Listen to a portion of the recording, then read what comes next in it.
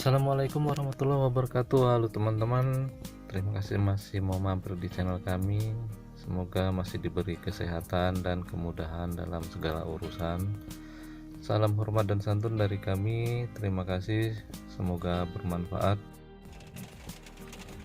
Untuk tutorial kali ini kita membahas tentang kasus ini ya teman-teman, lepasnya silangan. Nah, ini sengaja pengait ini atau pembatas ekstra ini ditekuk oleh sang pemilik karena sudah sering nyangkut. Jadi nyangkut ini kalau dia tidak narik di bagian pegangan tangan, handle tangan dari dalam, dia emang karena pengaruh dari lepasnya silangan ini. Nah, ini terjadi lepas silangan ini karena sudah berat teman-teman, jadi dipaksakan tarik terus tanpa mengindahkan pelumasan ya teman-teman. Jadi seharusnya folding ini kalau sudah berat dia memang harus dilakukan pelumasan ulang, kalau tidak ya seperti ini.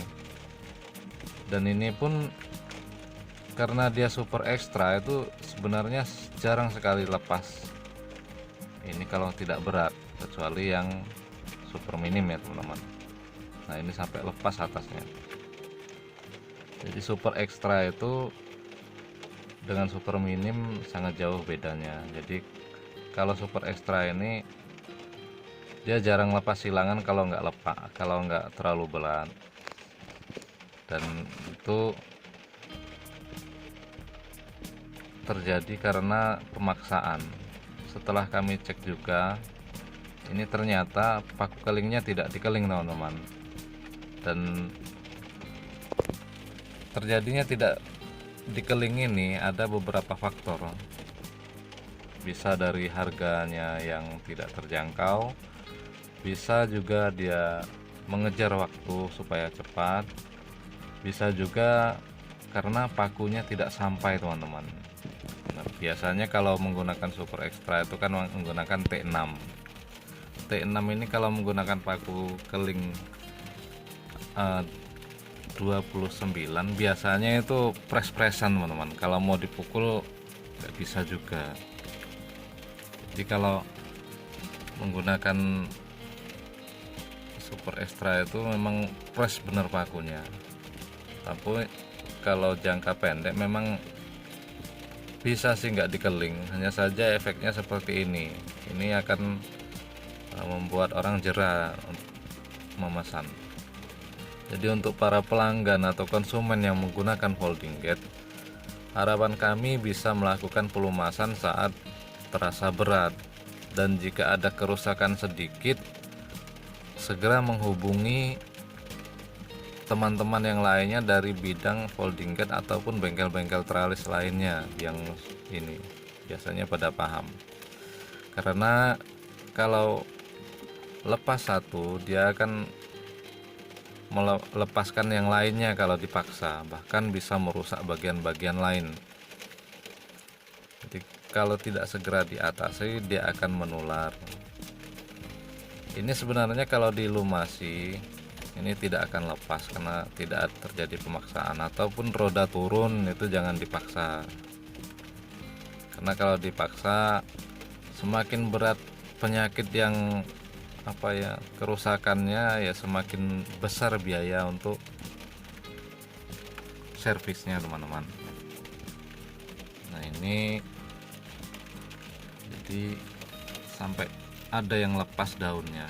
Jadi kalau sudah lepas seperti ini servisnya harus dirobohkan.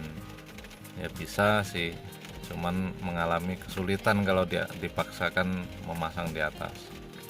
Dan untuk join, teman-teman yang perakit usahakan jangan terlalu ngirit ya ngelasnya ya, karena memang si join ini kadang-kadang kalau yang bukan setelannya itu dikasih yang tipis, akhirnya kesulitan waktu ngelasnya teman-teman. Ini yang di folding ini yang paling susah ngelasnya ini join ya, apalagi join-join yang ukuran daun tipis. Jadi kalau yang biasanya yang bikin